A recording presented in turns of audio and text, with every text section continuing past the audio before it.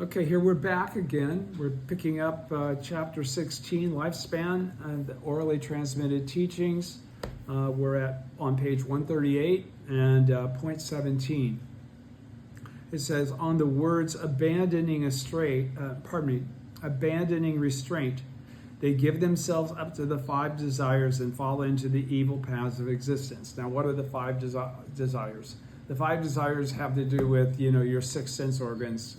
That's inclusive of the mind, which doesn't really have one of these things, but it says the desires that arise from the contact of the five sense organs, eyes, ears, nose, tongue, and body, with their respective objects, color and form, sound, smell, taste, and texture. And then the desires actually are also considered from that. The desire for wealth, these are all from the mind. Sexual love, food and drink, fame, and sleep. Okay? So two different definitions of the five desires. It depends on whether you're talking about all of them, whether they come from the mind or the ones that are coming from your sense organs. All right, so chapter 17, on the words abandoning restraint, they give themselves up to the five desires and fall into the evil paths of existence.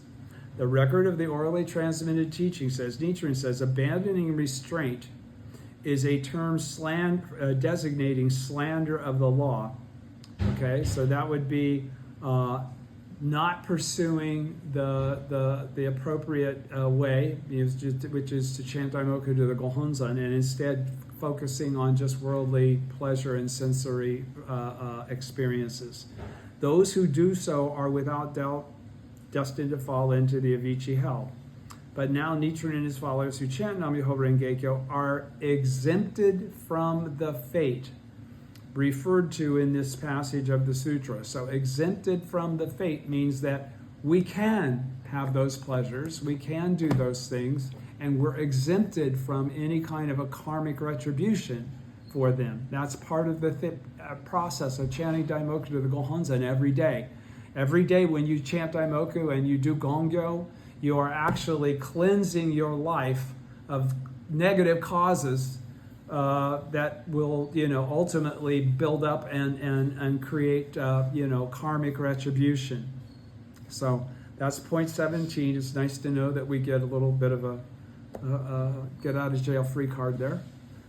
Point 18, on the words, always I am aware of which living beings practice the way and which do not.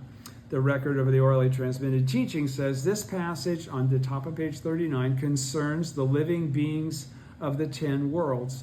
The words practice the way stand for the four noble paths or the four higher worlds of existence, which would be what? The world of hearing, the voice hearers, the cause awakened ones, the bodhisattvas, and the Buddhas, okay? The words practice the way stand for the four noble paths or the four higher worlds of existence, which I just said. Voice hearers, cause awakened ones, bodhisattvas, and Buddhas. While the words do not practice the way stand for the six paths or the six lower worlds of existence. All right? We all know what the 10 worlds are, right? So hell, hunger, animality, anger, rapture, tranquility, and so forth. So, or again, one may say that practice the way represents the worlds of asuras, human beings, and heavenly beings, while do not practice the way. See, again, asuras are included in those higher worlds. Okay, those four higher ones, I get a pass even though I have a temper. While do not practice the way represent the three, or again, we may say that practice the way represents the worlds of asuras, human beings, and heavenly beings, while do not practice the way represents the three evil paths. Ultimately, now that we have entered the latter day of the law, those who practice the way are the votaries of the Lotus Sutra, those of us who chant Nam-myoho Renge-kyo to the Gohonzon with a desire for widespread propagation and are disciples of the original teacher Nichiren, while those who do not are the slanderers of the law. The word way stands for the Lotus Sutra. As Tentai says, the term Buddha way refers to this sutra, the Lotus in particular. Now Nichiren and his followers who chant Nam-myoho Renge-kyo are those who practice the way. He's making that clear. Now, Nichiren and his followers. So the connection to Nichiren has got to be there. You can't just be chanting Daimoku and thinking that you're chanting to an object of devotion like Shakyamuni. Okay, Shakyamuni is an element of the mind. Okay, in the latter day of the law, the original teacher is Nichiren.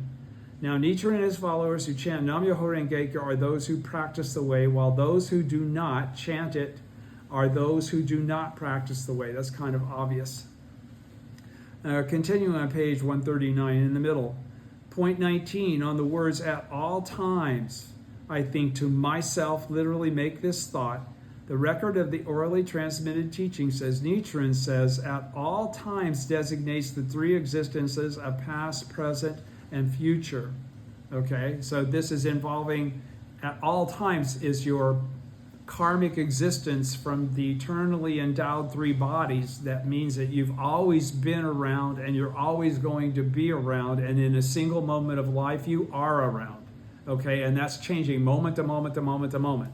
Okay, so at all times designates the three existences of past, present, and future. Myself refers specifically to Shakyamuni Buddha, and in a more general way to the 10 worlds. The words this thought in the phrase make this thought refer to the eternally inherent single thought of Nam-myoho Renge-kyo, the original state of all things. The word make here is not the make of made or created, but rather the make of not made or not created, because it's the eternally endowed without beginning, without end. So it's never, nothing was ever created that's eternal. Okay? Because if it's only eternal in one direction, it's not genuinely eternal. All right? We don't have somebody that made us. We don't have a creator. All right? But rather the make of not made or not created, that is eternal and inherent. The eternal and inherent three bodies. The eternally inherent three bodies. Broadly speaking, in terms of the inherent 10 worlds, the word myself refers to each of the 10,000 entities of those worlds. So all living things, all living beings. This thought, myself, so myself. This point that he's making pertains to all things, not just you or me or somebody else. It's everything has this. This is karma. This thought indicates that the voices of the hell wardens as they berate the inmates of hell, as well as the other various thoughts of living beings. So in other words, there's nothing excluded, even something from the world of hell, the lowest of the 10 worlds, okay, are all themselves expressions, all of them are expressions of the wisdom of the Buddha of limitless joy. All of them are expressions of the original state of existence, which is the Buddha of beginningless time, which all of us are if we are profound enough to embrace and follow the Daishonin's teachings and have faith, and then again practice as bodhisattvas of the earth in the latter day of the law, seeking widespread propagation. Then we are all Buddhas of limitless joy. That's what defines the Buddha of limitless joy. We freely give of ourselves for the sake of the law. Okay? All of these are referred to in the word thought on page 140, continuing. Now the thought expressed by Nichiren and his followers as they chant Nam-myoho Renge-kyo is the thought of great pity and compassion, because we are constantly chanting Daimoku, whether we're conscious of it or not. When we chant a Daimoku, we're trying to accomplish Kosen Rufu. We're, hidden in the depth of that Daimoku, we might be thinking about our job, or this or that. It doesn't matter. The point is that when we're practicing the correct way, we are practicing as Buddhas in that moment of life, in that moment of existence. Okay? And all Buddhas seek to make all other living beings equal to themselves. Okay? So, continuing then on point 20. Point 20, on the words, how can I cause living beings to gain entry into the unsurpassed way and quickly acquire the body of a Buddha? All right. The record of the orally transmitted teaching says the term unsurpassed way refers to the Buddha eternally endowed with the three bodies, who is revealed in the lifespan chapter, the state of Nam-myoho Renge-kyo and the living beings that embody it. outside of this, there is no other body of a Buddha to be acquired. That is, as simple as it sounds, it's very complicated because it demands a level of devotion for you to bring forth those eternally endowed three bodies. The inherent nature is there, but they don't become manifest in the absence of faith and practice. All right? So now Nichiren and his followers who chant Nam Myoho Renge Kyo, okay? So not people that just have a happy thought once in a while or occasionally embrace the Daimoku. Those who, and his followers who chant Nam Myoho Renge Kyo and practice will without doubt acquire the body of a Buddha because they've already started the process of manifesting the Buddhahood that's inherent in their lives. They're already on the path of the 6 practice stages of practice. They will eventually get to the 6th stage, that of being a Buddha. Point 21 on the Jigage or verse section that begins with the words Jiga or since I. The record on this page, still on page 140, the record of the orally transmitted teaching says the word since refers to the 9 worlds, while the word I refers to the body of a Buddha. The Ge or verse represents the principle of the teachings, the principle that both the 9 worlds and Buddhahood exist in one's original state of life. One should ponder it deeply. So let's go back over that. The expression of this principle is Nam Myoho Renge Kyo. See, he is talking about the original state. The original state is Nam Myoho Renge Kyo. All things manifest from the original state. All things have as their beginning building block this without beginning or without end eternal reality of the simultaneity of cause and effect. Okay? So he's saying here, the word since refers to the 9 worlds. So that's the existence that we experience day to day, moment to moment, when we are not really focused on our true nature, okay, our true identity, because as common mortals, we do go through the process of, having desires, all these kinds of other things that are really abstract realities compared to the ultimate state of Buddhahood, all right? That's why we chant to the Gohonzon every day, to bring forth that innate 10th world, that innate Buddhahood that already exists and has always existed and will always exist. But it's never manifest unless we comprehend it, unless we understand that it's there and that we do the things that bring it forth, okay, which is to chant Nam Myoho Renge Kyo. So he says the word since refers to the 9 worlds, common mortals, while this word I refers to the body of a Buddha, somebody that again is acquired the eternally endowed 3 bodies by starting from hearing the name and the words of the truth, and they're somewhere on the path of those 6 stages of faith or 6 stages of practice, ultimately achieving Buddhahood in their present form. I personally have gone through this. Okay, so the Ge or verse presents the principle of the teachings, okay, which is what allowed me to understand that I am a Buddha eternally endowed with the 3 bodies and always have been, okay, and the principle that both the 9 worlds and Buddhahood exist in one's original state of life. All 10 worlds exist within Nam Myoho Renge Kyo. All 10 worlds exist since beginningless time, all right? One should ponder it deeply, because until you come to the realization that you are a Buddha exactly as you are, as flawed as you might think that you are, because of the 9 world realities that you exist in, and the thoughts that go through your mind when you're in those 9 worlds, they're not really the same thoughts that go through your mind when you're in front of the Gohonzon chanting. Okay? So you quickly acquire the body of a Buddha by virtue of, chanting Daimoku to the Gohonzon and existing as a disciple of the Daishonin, propagating the law, teaching others, expanding the sphere of influence of the law. The expression of this principle is Nam Myoho Renge Kyo. That's what we're expressing with our lives when we take on the identity of being bodhisattvas of the earth. All right, which is the process of either doing Shakabuku or chanting Daimoku and doing Gongyo to the Gohonzon. Point 22, understanding that the real Gohonzon is our life itself. That's what you're manifesting actually when you get to stage 6 of the 6th stage of practice. Point 22, on the beginning and end of the Jigage section. Okay, the Jigage is the Jiga Tokuburai. It's the second part of chapter 16.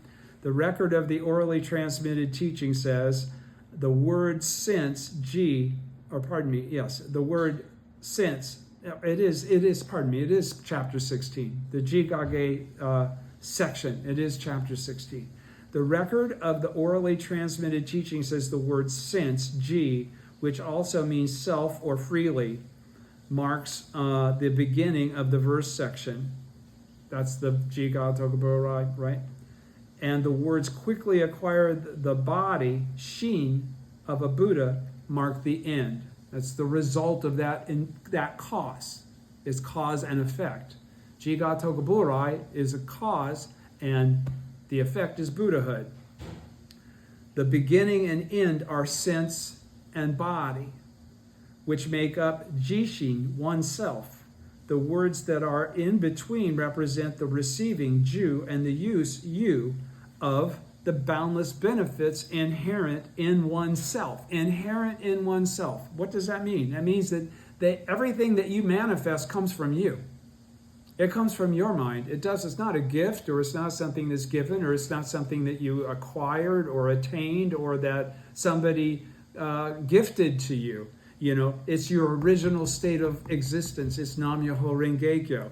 The boundless benefits inherent in oneself. The boundless benefits are Nam Myoho Renge Kyo, by which we are able to acquire multitudes of things in the 9 worlds.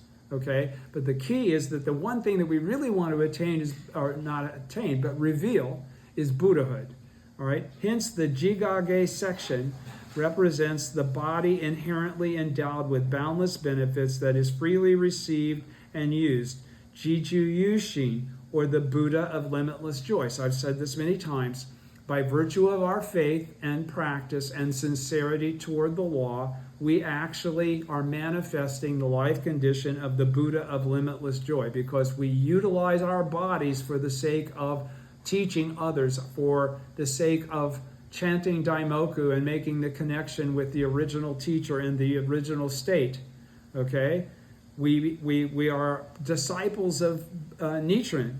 If one realizes, and again, that's the whole point. You got to the point six, or the 6th stage of practice, is nothing more than a realization, as I've clarified on multiple occasions. You are a Buddha when you finally realize that you are a Buddha, and have always been one. If one realizes that the Dharma realm is identical with oneself, okay, then the Dharma realm is the Buddha of limitless joy. Everything is a manifestation of that life condition that you've now brought forth. That's when you become connected to all things. You're not disconnected from anything. And that's when you become the most powerful in regard to your ability to manifest those desires that come from the mind of the Buddha, to be able to accomplish your mission for Kosen Rufu. It says, if one realizes that the Dharma realm is identical with oneself, then the Dharma realm is the Buddha of limitless joy. Hence, there is nothing that is not contained in the Jigage section. There is nothing that is not contained in this simple realization of Jiga Tokuburai, since I, in fact, attained Buddhahood. When did I attain Buddhahood? In fact, it's your original state from beginningless time. But when you come to the realization in this existence that you are a Buddha exactly as you are, regardless of how the 9 worlds affect you, then that's when you become a Buddha of limitless joy. You reveal the true nature of your life. The body that is freely received and used is none other than the principle of 3,000 realms in a single moment of life. It's nothing more than Ichinen Sanzen, the 3,000 realms, which say that we all have the potential to be Buddhas. But when we manifest this, okay, it's no longer theoretical. It's actual Ichinen Sanzen. It's the Ichinen Sanzen that Nichiren teaches. And Nichiren is the only one that teaches that Ichinen Sanzen. Everybody else is a theoretical construct. Okay, someday you have that potential. Someday you'll be a Buddha. Someday you'll be a Buddha. In another lifetime, you'll be able to be a Buddha. You can never manifest it in this moment. All right? This is the only thing, this understanding is the only thing that allows you to free yourself from the chains of suffering of thinking that you're not good enough or you're not worthy or, someday I'll be complacent because it will eventually. No, you have to pursue it. It's the mind, it's bringing forth the mind of Shakyamuni and many treasures, remember? That's what we read when we read the whole OTT before. All right? The body that is freely received and used is none other than the principle of 3,000 realms in a single moment of life. Dengyo says a single moment of life comprising the 3,000 realms is itself the body that is freely received and used, or the Buddha of limitless joy. The body that is freely received and used is the Buddha who has forsaken august appearances, just a regular old guy like me, an old guy like me. That's what it's talking about. We are not, we're not shining 16-foot tall, godlike creatures. We have forsaken those august appearances so that we can be in the Saha world and teach others that have not awakened their original state how to awaken their original state. This Buddha, me, who has forsaken august appearances, is the Buddha eternally endowed with the three bodies. That's called enlightenment. Yeah, that's exactly what you come to the realization of, and that's what manifests in that state. Now Nichiren and his followers who chant Nam-myoho Renge-kyo are just this. So everything I said, as much as it might have sounded like, oh, who do you think you are? Or you're so arrogant, or how are you, what gives you the right to judge yourself to be the Buddha? I'm not. The teaching is what's making me say those things, because that is the teaching, and it's the hardest part for everybody else, it seems, and it was for me for a long time, to actually comprehend, to apprehend, to even understand that that's really what it's saying, okay? So, now Nichiren and his followers who chant Nam-myoho Renge-kyo are just this. We are Buddhas of limitless joy. Point 23 on the term kuon, or time without beginning, in the middle of page 141. The record of the orally transmitted teaching says this chapter as a whole deals with the true attainment in kuon. Kuon means something that was not worked for, that was not improved upon, but that exists just as it always has. And what he's talking about true attainment, he's talking about the original state. He's not talking about an attainment that is acquired by thinking that you're, there's an outside influence that's, looking over you. You are the only Buddha you know. Without your body, without your mind, there is no Buddha. That's the teaching of the Daishonin. Okay, so the true attainment is to understand the original state. It's not to understand all about Shakyamuni's 28 chapters Lotus Sutra, in all honesty. Not in the latter day of the law. It's to understand Nichiren's explication of the depth of the meaning of these phrases from the sutra, and to incorporate them into our own life, to awaken our 10th world, to awaken our innate Buddha nature, and to perceive ourselves correctly. And when I say correctly, I mean exactly as we really are. All right? So the record of I'll say it again, on the term kuon, or time without beginning, the record of the oral, and by the way, kuon is Nam-myoho Renge-kyo. Okay? So, point 23 on the term kuon, which is Nam-myoho Renge-kyo, which is infinite in all directions throughout the three existences. The record of the orally transmitted teaching says, Nichiren says, this chapter as a whole deals with the true attainment in kuon, our original state, our originally endowed three bodies. That's what he's talking about. Kuon means something that was not worked for. We didn't work for them. That's our part of our original state. They become manifest when we become aware and we seek that, okay, through faith and practice. Means something that was not worked for and that was not improved upon, but that exists just as it always has. So it's not been created by anything else. It is our original state, which has no beginning. All right? Because we are speaking here of the Buddha eternally endowed with the three bodies, okay, the Nichiren and his disciples who chant and practice correctly to the Gohonzon, it is not a question of something attained for the first time at a certain time. So it's not numberless major world system, dust particle, kalpas ago, when I practice the Bodhisattva way. It's the true attainment of Kuan, all right? It's the difference between the Buddhism of harvest and the Buddhism of sowing, okay? Because we were speaking here of the Buddha eternally endowed with three bodies, it is not a question of something attained for the first time or for the first time at a certain time, or something that was worked for. We didn't have to work for those three bodies. We didn't have to earn them. Okay? We manifest them through the process of hearing the name and the words of the truth and going through the 6 stages of practice until we perceive our true identity as Buddhists, exactly as we are.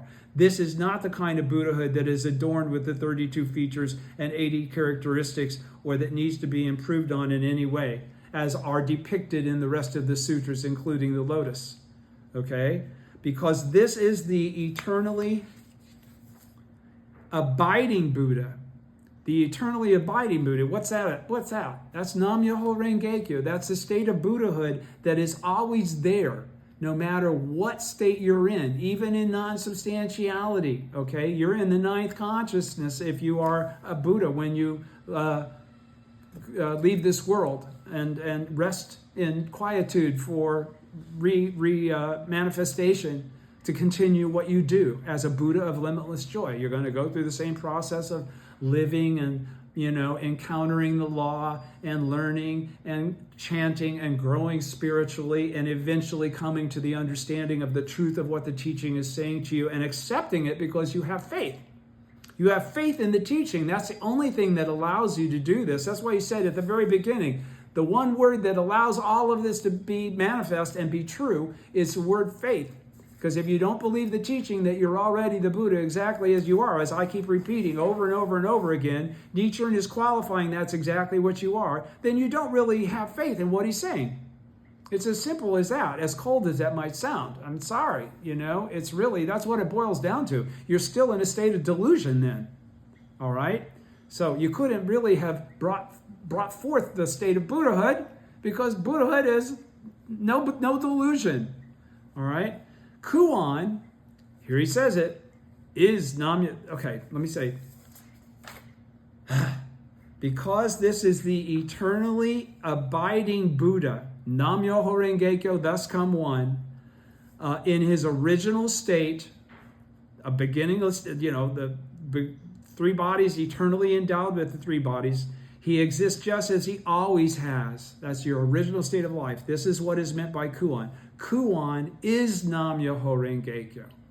And true attainment means awakening. That's what happens in that 6 stage of practice, is an awakening. It's a personal thing to the fact that one is eternally endowed with the three bodies.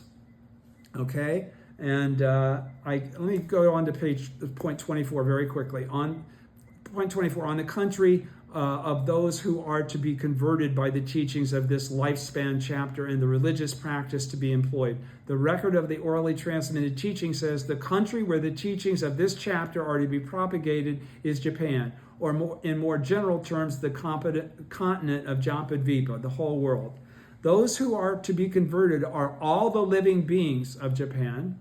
The religious practice to be employed is the mind of faith, in faith meaning to be without doubt in the teachings of Nichiren and Kuan and Nam Myoho Renge Kyo. Those who administer the teachings are the bodhisattvas of the essential teaching, the bodhisattvas of the earth. That's me. Thank you. We'll pick it up again next time we see each other and continue on page 142.